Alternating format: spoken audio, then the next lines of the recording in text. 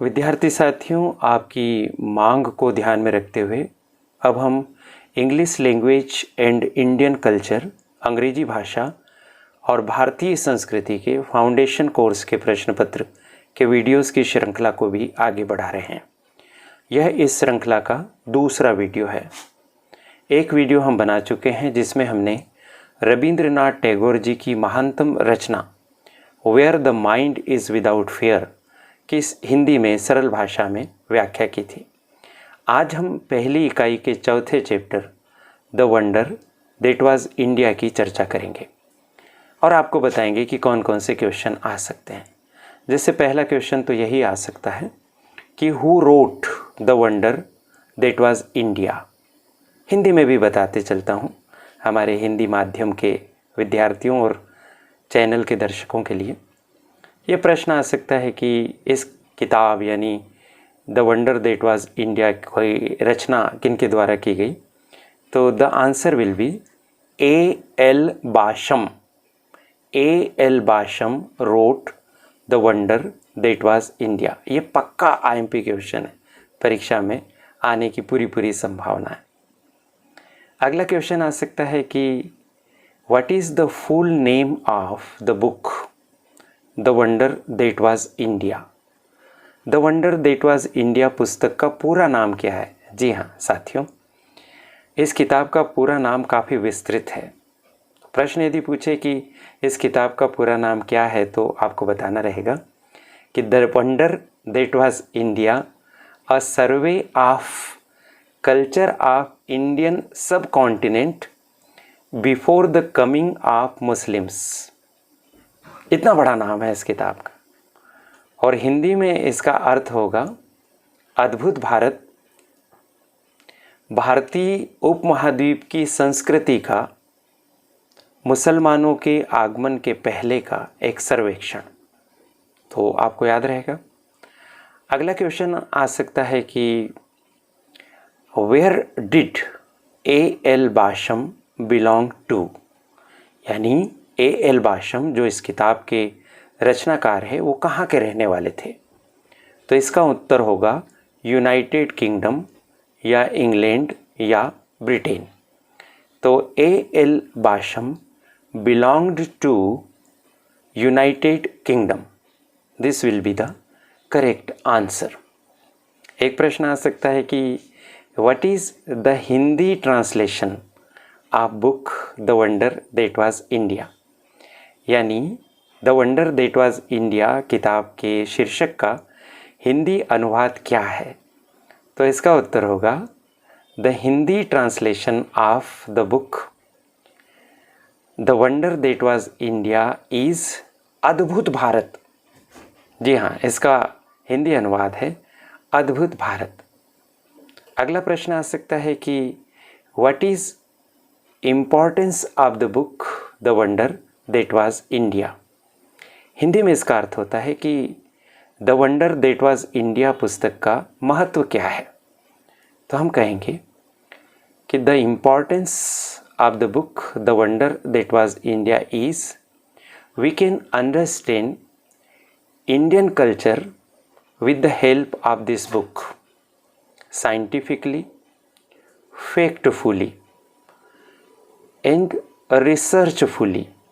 So ये इसका महत्व होगा कि हम इस किताब के माध्यम से भारतीय संस्कृति को समझ सकते हैं, वो भी वैज्ञानिक ढंग से, तर्कपूर्ण ढंग से, तथ्यपूर्ण ढंग से। इस किताब ने भारत के बारे में एक अच्छी इमेज तैयार की है। भारत के बारे में बहुत अच्छी बातें इस किताब में लिखी गई। कुछ बातें ऐसी भी हैं इस किताब में जिससे बहुत से भारतीय हमारे सहित सहमत नहीं हैं, लेकिन एक बड़े हिस्से में भारत को समझने के लिए एक महत्वपूर्ण सामग्री इस किताब में हमको मिलती है। इसी वजह से तो उच्च शिक्षा विभाग मध्य प्रदेश शासन ने इस किताब को पाठ्यक्रम में रखा कि हम सब इस किताब के इस महत्वपूर्ण अंश को पढ़ सकें। और क्या प्रश्न बन सकते हैं, चलिए उन प्रश्नों की भी अपन बात करते हैं। जैसे एक प्रश्न आ सकता है कि what is the most important quality of Indian civilisation. Hindi में इसका अर्थ क्या होगा? हिंदी में इसका अर्थ होगा कि भारतीय सभ्यता का सबसे महत्वपूर्ण गुण कौन सा है? इम्पॉर्टेंट क्वालिटी पूछ सकते हैं, सिग्निफिकेंट क्वालिटी पूछ सकते हैं, रिमार्केबल क्वालिटी पूछ सकते हैं। तो साथियों, भारतीय सभ्यता की जो सबसे महत्वपूर्ण विशेषता या इसका सबसे महत्वपूर्ण गुण है वह है इसकी निरंतरता। हमारे देश पर प्राचीन काल से लगाकर आज तक अगर हम कहें तो गलत नहीं होगा कि अनेक विदेशी आक्रमण होते रहे। इन तमाम आक्रमणों की तीव्रता के पश्चात भी हमारी सभ्यता और संस्कृति कभी नष्ट नहीं हुई। निरंतरता बनाए रखने में हमारी सभ्यता सफल हुई। तो उत्तर होगा हमारा कि इंडियन कल्चर और Indian civilisation could sustain continuity. This is the most important quality of Indian civilization. It sustained continuity. ये हमारा इस प्रश्न का उत्तर होगा। अगला प्रश्न क्या आ सकता है कि जैसे हर देश का क्या होता है कि जीवन जीने का एक तरीका होता है, तो यह किताब भारतीयों के जीवन जीने के तरीके की बात करती है। तो क्वेश्चन आ सकता है कि भाई what is the characteristic of the Indian way of life? Bharatiya Jeevan शैली की विशेषता क्या है, ऐसा प्रश्न आ सकता है। तो हमारी विशेषता क्या है कि हम शांतिपूर्ण लोग हैं, हम संतोष करने वाले लोग हैं, हम धीरज रखने वाले लोग हैं। यही हमारे जीवन शैली की विशेषता है। तो हम अगर इसको इंग्लिश में बताना चाहें कि क्या शब्द हमें वहाँ पर मिलेंगे उत्तर के तौर पर, तो हम कहेंगे कि the most important characteristic of Indian way of life is its charm and graciousness despite western influence. यानी पश्चिमी प्रभाव के बावजूद भी हमारे देश की सभ्यता और संस्कृति अपने मूल रूप को, इसके गरिमापूर्ण तरीके को बचाए रखने में सफल हो गई। तो आपको ये शब्द मिलेंगे, charm and ग्रेसियसनेस।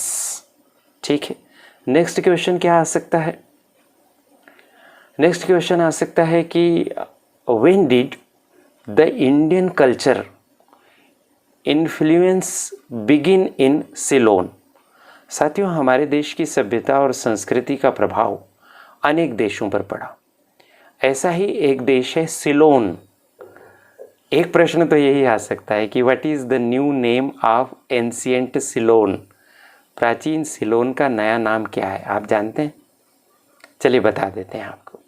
The new name of Ceylon is Lanka या श्रीलंका। जिसको हम श्रीलंका कहते हैं उसी को किसी ज़माने में सिलोन कहते थे। तो श्रीलंका पर भारतीय सभ्यता और संस्कृति का प्रभाव कब हुआ, ये प्रश्न हमसे पूछा जा रहा है। तो इसका उत्तर होगा कि 5वीं शताब्दी ईस्वी पूर्व भारतीय सभ्यता और संस्कृति का प्रभाव सिलोन पर पड़ा। 5वीं शताब्दी ईस्वी पूर्व, जिसको हम हिंदी में बोल रहे हैं, आपको इंग्लिश में किस तरह से लिखा हुआ मिलेगा, जिसको आप उत्तर के तौर पर टिक करेंगे तो आपको मिलेगा 5th सेंचुरी BC। और 5th सेंचुरी BC के भी बिल्कुल अर्ली पार्ट में, तो अर्ली 5th सेंचुरी BC। अगर ऐसा पूछे कि आज से कितने वर्ष पहले, तो आज से लगभग आप समझ लीजिए कि 2500 वर्ष पहले भारतीय सभ्यता ने श्रीलंका को प्रभावित कर लिया था। तो 2-3 क्वेश्चन सिलोन और श्रीलंका पर बन रहे हैं। चलिए अगला हम प्रश्न देखते हैं। What is referred to by Indian historians as Greater India? अत्यंत महत्वपूर्ण प्रश्न है। अभी तक कुछ विश्वविद्यालयों के जो पेपर हुए उसमें ये प्रश्न पूछा गया है कि ग्रेटर इंडिया से क्या तात्पर्य है आपका। ग्रेटर इंडिया को हिंदी में क्या कहते हैं? हिंदी में कहते हैं वृहत्तर भारत। और वृहत्तर भारत या ग्रेटर इंडिया किस क्षेत्र को कहते हैं? उस क्षेत्र को कहते हैं जहाँ पर हमारे देश की सभ्यता और संस्कृति को अपनाया गया। इस सभ्यता और संस्कृति के कुछ पहलू उस देश के लोगों के द्वारा स्वीकार कर लिए गए।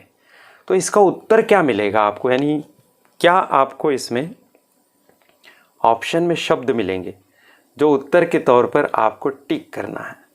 तो इसका उत्तर होगा साउथ ईस्ट एशिया, यानी दक्षिण पूर्व एशिया।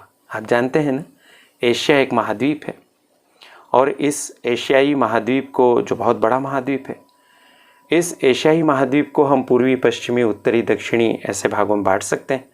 तो दक्षिण एशिया में हमारी सभ्यता और संस्कृति का प्रभाव ज़्यादा हुआ, इसलिए हम साउथ ईस्ट एशिया को ग्रेटर इंडिया के नाम से जानते हैं। आशा है ये बात समझ में आई होगी और ये काफ़ी महत्वपूर्ण पॉइंट है, इसको ध्यान रख लीजिएगा।